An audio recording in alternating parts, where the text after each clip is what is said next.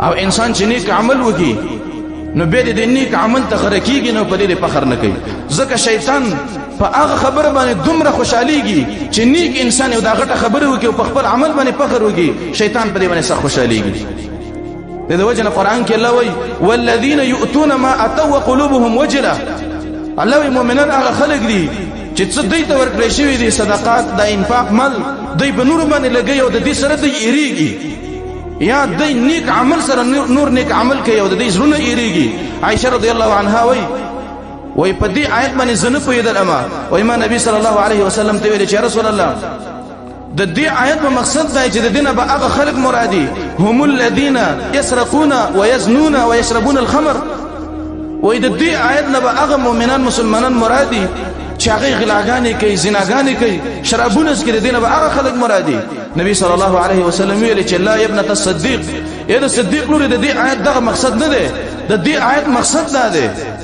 هم الذين يصومون ويصلون ويتصدقون د دې آیت نه هغه مؤمنان مراد دي چې روجي نسی منځونه کوي صدقې ور کوي خو لیکن د دې سره ويخافون الا يقبل منهم د دې باوجود دې د ایریږي یره د رب العالمین نه چې دا عمل الله تاسو چې قبول نکي ويخافون الا يقبل منهم د دې نیک عملونو سره د روجو سره د منځونو سره د صدقو سره د ایریږي چې د عمل الله را رد نکي الله قبول نکي د سیره لري مؤمنان به ولي ایریږي چې الله رب العالمین را نیک عمل را رد نکي دی بزکه ایریږي چې مؤمنانو ته د نیک عمل هغه اصل معلوم دی حقیقت ته معلوم دی چې نیک عمل څومره ګران دی نیک عمل کول او په هغه طریقه کول په هغه شرطونو کول کوم چې الله او رسول خو دلی دي هغه عمل ډیر ګران دی عمل کول آسان دی خو لیکن قران کې الله رب العالمین عجیب خبره کړې ده الله وای من جاء بالحسنه چا چې راتګو کو پنه کوي باندې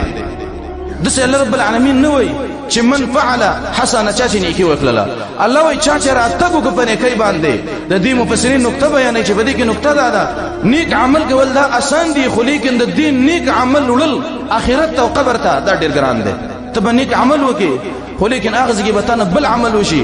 بل ګناه بدنه وشي نو هغه په وجه باندې د نیکی به برباد شي خو نیک عمل کول او اخرت د ځان سره وړل دا ډیر ګران کار دی مؤمنان به د دین ایریږي چې الله تعالی عمل رد نکي اسنه چې الله تعالی عمل قبول نکي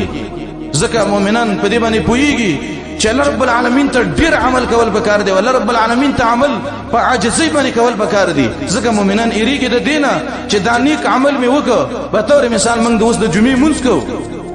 نو مؤمن سړی به دایره لري چې اسنه د امر الله قبول نکي به ترارت نکي مؤمن به د دینه ایریږي دغه نور عملونه الله قران کې وای فمن يعمل مثقال ذره الله وای چې د ذره په اندازه باندې نیک عمل وکړه الله وای دا نیک عمل به ویني او چا چې د ذره په اندازه باندې شر کار وکړه شر وکړه يره الله وای هغه به ویني